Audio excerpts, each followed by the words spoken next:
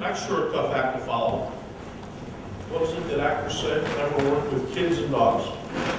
I have Mr. Green himself. I'm going to totally take this in another direction. Since this is an entrepreneurship presentation, since I run a business that helps entrepreneurs succeed, I thought I'd give you a little look into what that's all about.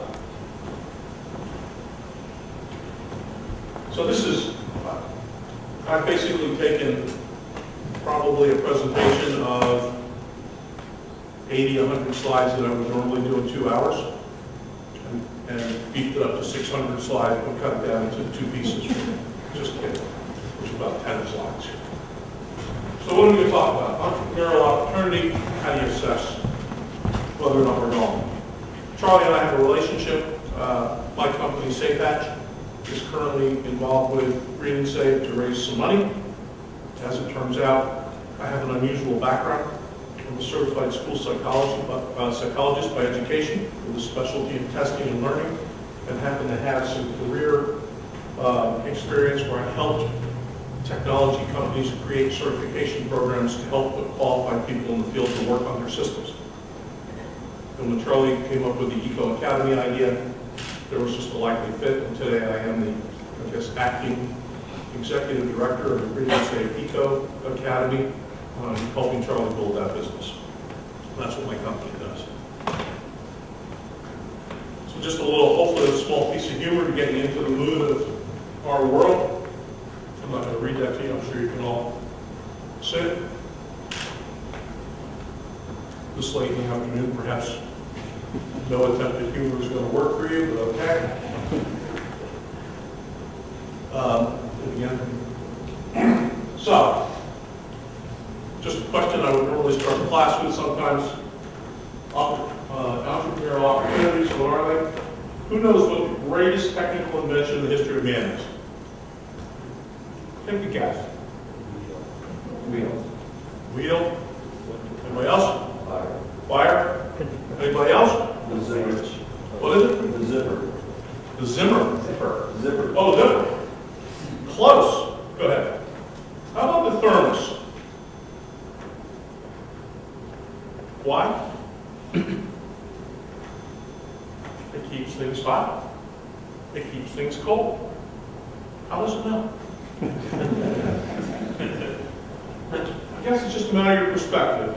Or how about this? The entrepreneurial day idea of the day. Think that would work? You'd be surprised how many business plans we look at that when you skin them down, that's what they look like. It's rare that you find the Charlie Garatis of the world who walk in the door with 20 plus years of expertise and just need to kind of flush it out and make it all work. So, it all comes from ideas.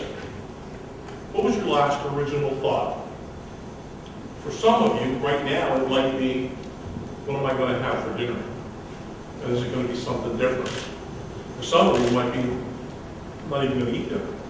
I understand that. Look at me. I could miss a few meals and not miss them. Some people have great ideas. How about you? Are you putting yourself in a position to exploit those or not? True entrepreneurs don't just think of things, they execute against them. They play with them, they massage them. They take them out and talk to people about it. Unfortunately, many true entrepreneurs have executed very, very bad ideas. It's not that long ago, most of you were probably in high school, when we had what we called the dot-bomb implosion. Remember that? Where the marketplace turned around by about $1.5 trillion in about 90 days. Interesting times. Many entrepreneurs have executed very poorly against phenomenal ideas. It's not unusual today to be an entrepreneur to be confronted with the fact that you are your own worst enemy. Quite often. And by the way, the typical entrepreneur today is the guy or gal who invented the secret sauce of some business. And for some unknown reason, they feel that they have to be the CEO of the business, They have to be the chief financial guy in the business. They have to be the chief cook, bottle washer, and jammer. I don't get it. As Edison once said, I don't understand why you're asking me how to calculate these numbers. I hire people to do that. True story. And so now the question is, how do you figure out one way or another to determine whether or not a business plan and an entrepreneur and or a team of people will or will not be successful? I have the luxury of having in a previous life, I ran a very, very technical business.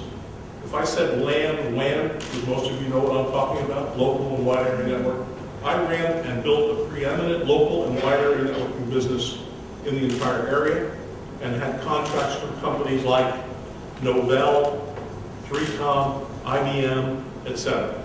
That's what I did. So, when I got involved with helping people decide whether or not technical companies were good investments, as it turned out, I created a methodology to determine a way to very quickly measure potential success or failure. And, I threw a slide in here. I'm sorry. You can all read that slide in the world. Well, I apologize. Just a little bit more information about entrepreneurs and where they fit in. Hit it again, John. So here we are with my SafeHatch technical due diligence methodology.